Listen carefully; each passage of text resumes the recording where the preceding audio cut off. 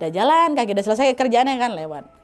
Pas dia nyampe area situ, ternyata area itu memang betul udah nggak sepi. Nah dia, udah rame lah gitu, ada security-nya pula kan. Udah Benny lanjut lagi jalan, nyusurin perumahan itulah sambil macam nostalgia masa-masa ditemani sama Atia gitu kan. Masa-masa aku berlari-berlari pulang sekolah, kayak gitu semua teringat gitu.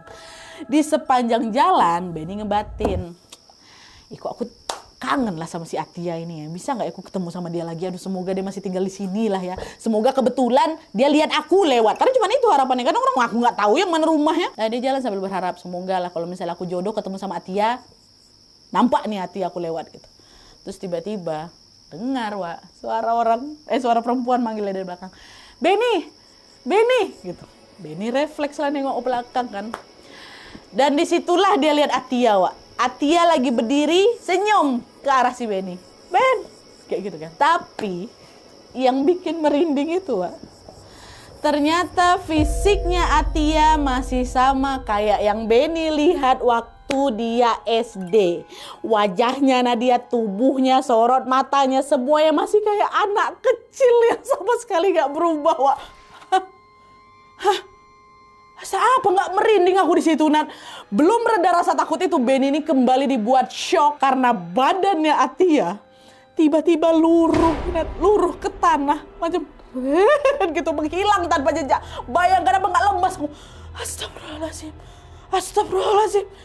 Itu Atia apa enggak? Macam mau pingsan rasanya aku di situ, Nat. Udahlah, itu fisik Atia kecil nggak bertubuh badannya, aku udah tegap, udah keren gini ya kan. Dia masih kayak anak kecil, udahnya luruh lagi dia ke lantai, ke tanah.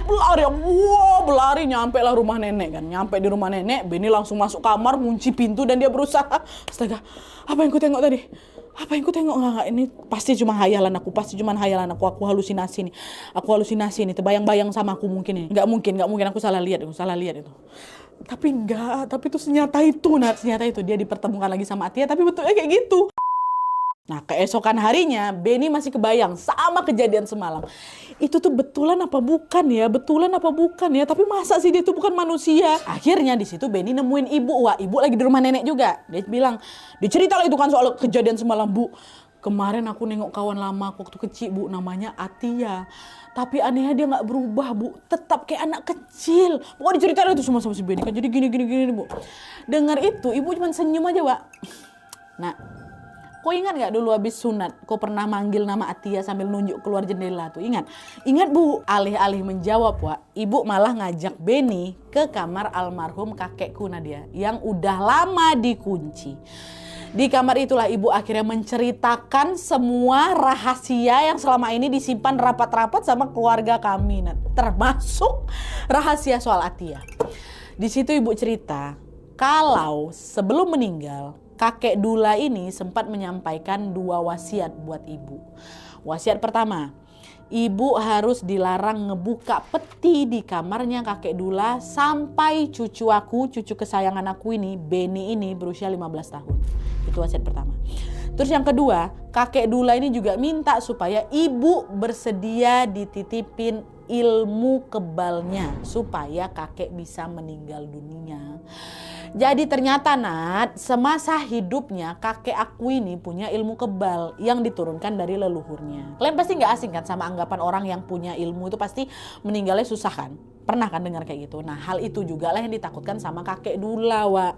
Supaya dia bisa meninggal, kakek ini nitipin ilmunya ini sementara waktu ke anaknya, which is ke ibu.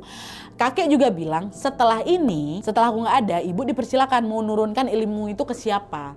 Tapi sampai sekarang, Nat, ibu tuh belum ngasih keputusan soal itu. Kakekmu nitipin sesuatu sama ibu. Ibu juga nanti akan menurunkan sama siapa. Tapi ibu gak tahu, ibu belum tahu mau kasih sama siapa gitu kan. Selain ngomong soal wasiat, ibu ini juga ngebuka lah itu peti peninggalan kakek Dula kan. Pas dibuka, peti itu ada macam benda-benda tajam. Wah, ada keris, ada badik, Nadia ada panah, ada peluru. Dan ada juga sebuah buku catatan yang ditulis pakai ejaan lama.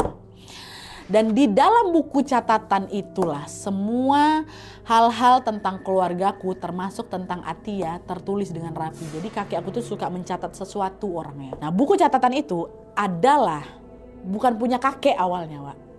Awalnya buku catatan ini punya bapaknya kakek Dula, which is buyutnya aku, namanya Opa Ido ya.